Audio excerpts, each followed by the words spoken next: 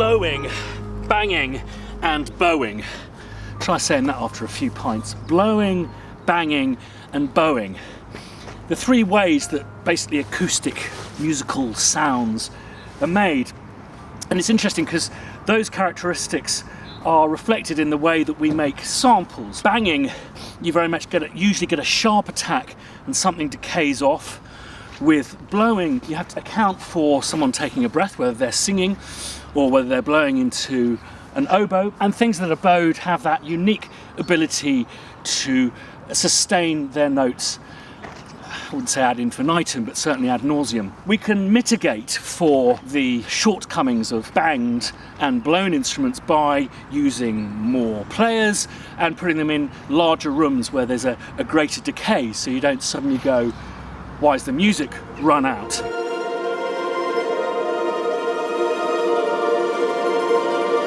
That, believe it or not, are mandolins, a lot of them, in a big hall. Sounds almost choral. You can't really hear the attacks. These are marimbas.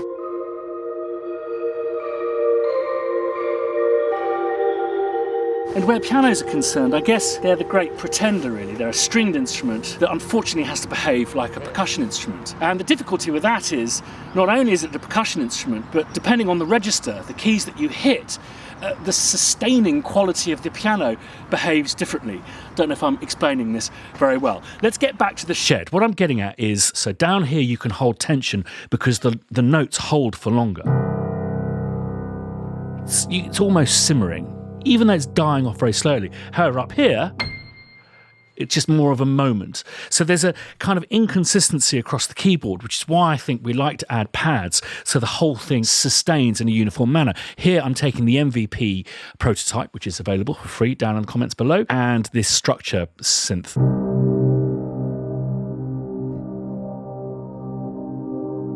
The problem is the piano sounds real, it sounds organic, and you're putting it with something digital. It's something so kind of wrong about it. Is it like putting lipstick on a baby? No, it's like putting ketchup on your filet mignon. It tastes okay, but don't we deserve something better than this? This is why I always think with truly organic sounds, if you want to put it with a processed sound, the origin of that processed sound, I believe, should always be from an organic source. When matching sounds, I find it's great to match families. So why don't we make a pad out of the piano itself so the piano can sustain like a string section? Really inspired by Olafur Arnald's piano that we sampled courtesy of Olafur in Iceland. And what he did is he created this chain of effects that sustained the piano on a little bit. So here's the piano without. Beautiful sounding thing. Now let's bring his effect up. Mix very loud. If I just pull it back in a bit.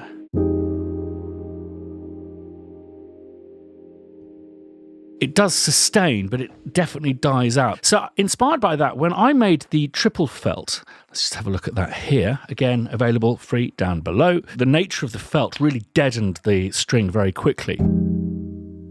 So it really, boom. Now if we put in my pad,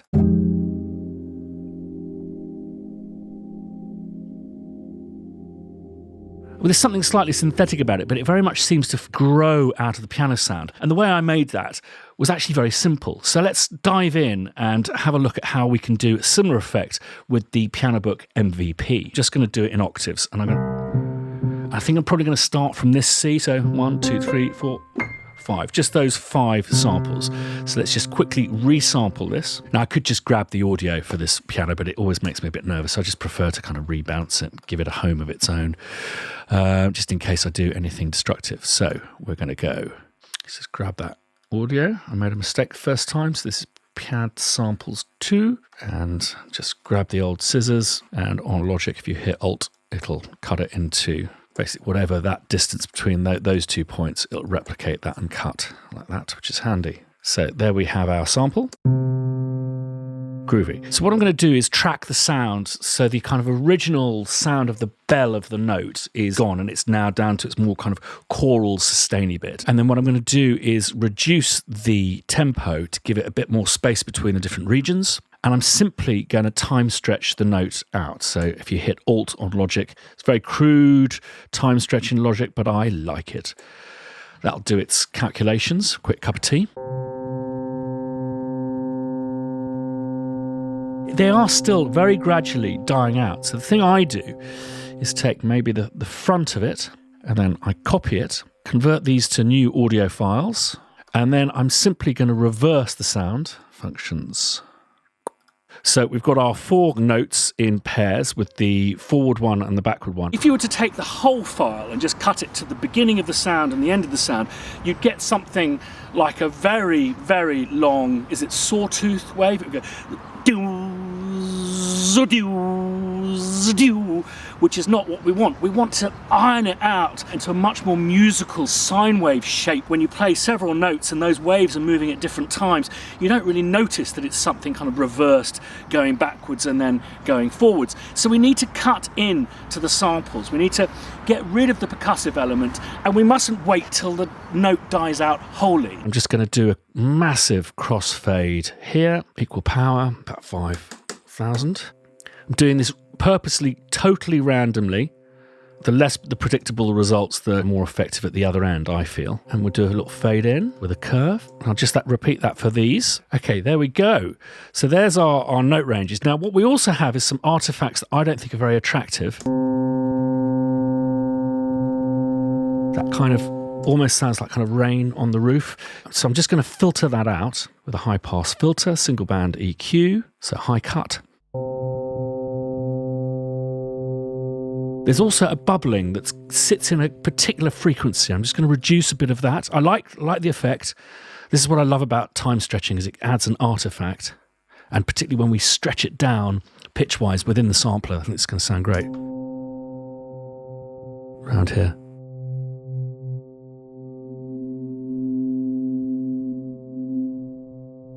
So that's the basic time stretch sample, but also we could take a leaf out of Olafur's book and actually use these samples to feed into a reverb and create a slightly more expansive pad. So let's have a go at that. I'm just going to basically duplicate these, set up another signal path for a second set of samples. So let's go, I think I'm going to use my Fab filter reverb, and there's a lovely setting in here, I think called Black Hole or something like that, very large black hole, which has a kind of pitchy effect to it. So what I've also done is added a fake upper harmonic, which is with this AU pitch plugin. I'm just literally pitching up 2 octaves, keeping the effect blend fairly low, smoothness all the way up, tightness all the way down. We don't need it to be tight. And then I'm adding another duplicate black hole to that to just make it even more expansive. Let's have a listen to that.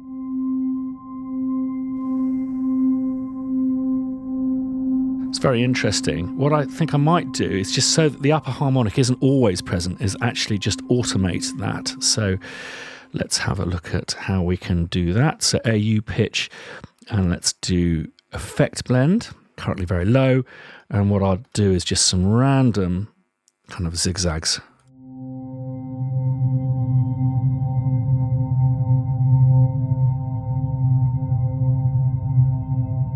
Great, so let's print those. So what I'm going to do is just chop these up.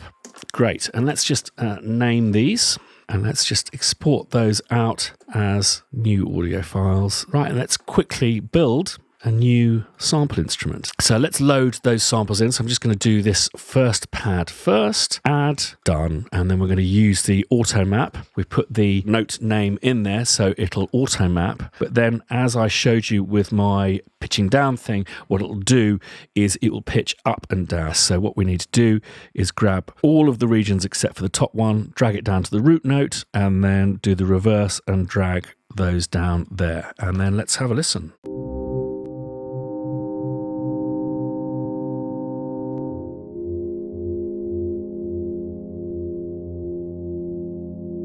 Just going to add a whole load of attack.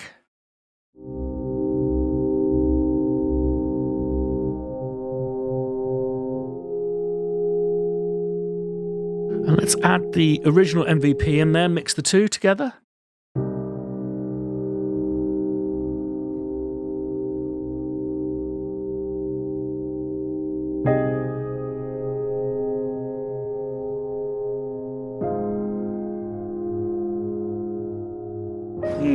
not sure this is as successful as the triple felt. I think that those, I time stretched them less, and I think I repeated them more and just did more of the kind of crossfades and all of that kind of stuff. No matter, let's just do exactly the same procedure with the reverby one. You know, we get the auto-mapped notes and we just correct it so it's all pitched down, there's no pitching up, and have a listen to that.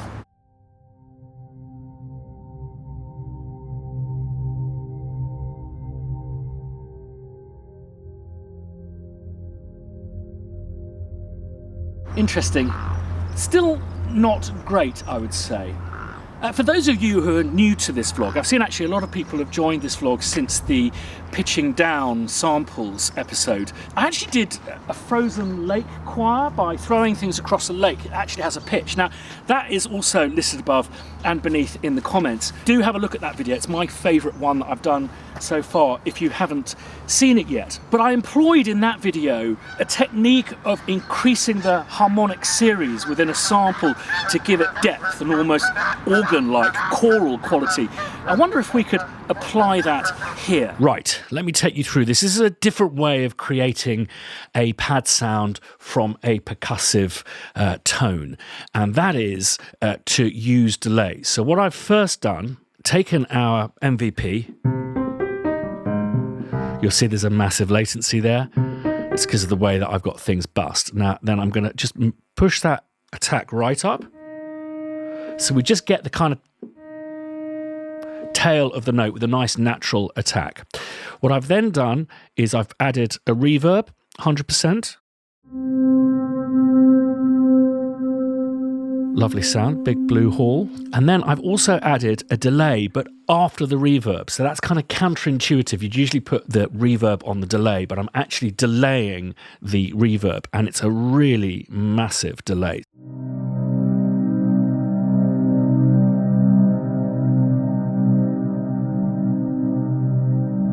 Can't really hear the repeats because one, it's because it's reverb, but two, because these are not synchronous, if you know what I mean. So I'm sending this down an auxiliary, so bus 2, aux 2, and what I'm doing is affecting the incoming signal with AU pitch, so up an octave, effect blend 100%, then I'm adding another reverb, and exactly the same delay again. Piano, attack down, reverb, delay, sending that signal, making it go an octave up, putting that through a reverb, delaying that.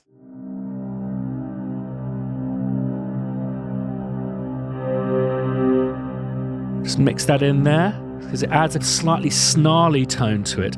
And then I'm doing exactly the same thing, hence the massive latency. I'm sending that down auxiliary 3, and again, it's going up an octave into its reverb, into a massive delay.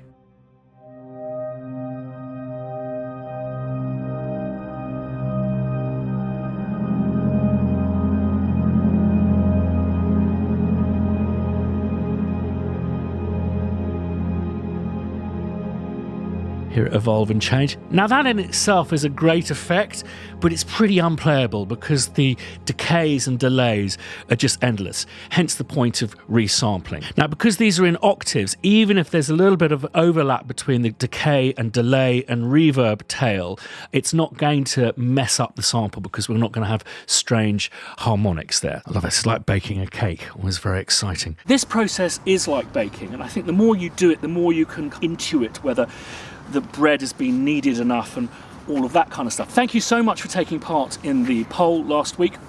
I think my decision is that I do want to make this open source community. I'm not worrying about commercial interests for the time being. If there is a compelling argument to create some kind of greatest hits thing in the future, so be it, but I'm just taking that off the table as a possibility for now. I'm already finding the amount of emails that are coming in quite overwhelming, and having spoken to a couple of guys who have offered to help me out with the site, I think what I'm going to do is kind of retreat under my stone for a little bit to actually make sure that the foundations of the website and the way that I'm organising these files is secure so that we don't have to reverse out of the cul-de-sac too far. What I'm hoping to do is to celebrate Piano Day, is to share this multitude of pianos that you've been sending me and to have a real celebration of pianos on piano day. That's my hope. These pads will be available in the link below. As always, I make them in EXS, and usually someone makes them in Contact. Thanks in advance for whoever does that. So by the time you go to that link, there may well be a Contact version. If there isn't, just check back soon. The point of this film, though, is not to share some fairly mediocre piano pads. It's to really demonstrate my ambition for Piano Book is not just for people who own pianos and can sample them, or people who have good sampling chops, or people who know how to program EXS or Contact. No, what I'm hoping is that everyone can have a go at warping these pianos into incredible instruments of their own. Now, for those of you who aren't on the Spitfire audio mailing list, you may not be aware of the fact that we released a free labs, which is kind of these experimental samples that we do at Spitfire Audio, and last week it was modular pianos. These were made by myself in the shed on my modular rig, and show you example of how even the slightly rougher end of sounds can be really cool left field, and that's certainly what I'm going to be applying to your pianos as they get sent in. Right, so back to baking bread. This patch, it sounds okay, but there was still something a little bit disagreeable about it, nasal about it. So what I decided to do with this last pad number 3 was to apply what we learnt about the thing of kind of stretching samples out, not time stretching them, but just tuning them down and stretching them out to turn them into a more siny wave. So if we head back to the shed, let's see how I did that. What I've actually done is tune the whole instrument down 12 and transpose it up. So it's basically playing notes that are an octave up, which are then tuned down to the same pitch of the piano.